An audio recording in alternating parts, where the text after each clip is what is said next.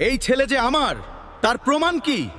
আজ জানবো কেন রাজা দুষ্মন্ত সমস্ত কিছু জেনেও শকুন্তলাকে অপমান করছিলেন। রাজসভায় শকুন্তলার কথা শুনে দুষ্মন্ত অবাক হয়ে বললেন, কে তুমি, কোথা থেকে এসেছো, আর কেনই বা নিজেকে আমার স্ত্রী বলে পরিচয় দিচ্ছ?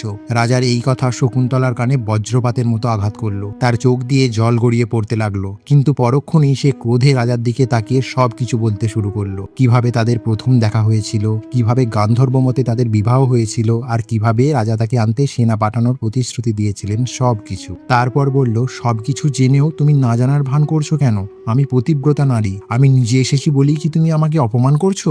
কি ভাবছো এই কাজ কেউ দেখেনি বলে তুমি নির্দোষ? উপরে ভগবান আছেন, তিনিই সব দেখেছেন। এই কথাগুলি শুনে রাজা ভীষণ রেগে গেলেন। তিনি কঠোর গলায় বললেন, এ ছেলে যে আমার, তার প্রমাণ কি? আমার তো কিছুই মনে পড়ছে না। মেয়েরা প্রায় মিথ্যা বলে, তুমিও মিথ্যা বলছো। তিনি আরো বললেন, তুমি বলছো কুলোটা মেনকা তোমার মা, আর তোমার পিতা নিজ বিশ্বামিত্র কামের বশে তোমাকে জন্ম দিয়ে ফেলে দিয়েছিল তারা। তুমি সেই কুলোটা মেনকার কন্যা, তুমিও নিশ্চয়ই তার মতোই পরপুরুষে আসক্ত। তুমি যা বলছো তার বিন্দু বিসর্গ আমি কিছুই জানি না, আমি তোমাকে চিনি না, এখনই এখান থেকে চলে যাও। কথাগুলি শুনে শকুন্তলা রাগে দুঃখে ভেঙে পড়ল। সে সেখান থেকে চলে যাওয়ার সিদ্ধান্ত নিল। ঠিক সেই সময় হঠাৎ আকাশ থেকে এক গম্ভীর ধ্বনি শোনা গেল। শকুন্তলা কোনো মিথ্যা বলছে না, এ পুত্র তোমারই, আর শকুন্তলাকে অপমান করো না। আকাশবাণী শুনে রাজা শান্ত হলেন। তিনি সভাসদদের দিকে তাকিয়ে বললেন, আপনারা সবাই দৈববাণী শুনলেন। আমি জানতাম এরাই আমার স্ত্রী পুত্র, কিন্তু আমি যদি প্রথমেই এদের গ্রহণ করতাম তাহলে লোকে আমায় দোষী বলতো, আর আমার পুত্রকে জারজ মনে করতো। তাই এতক্ষণ আমি শকুন্তলার সঙ্গে এমন আচরণ করছিলাম।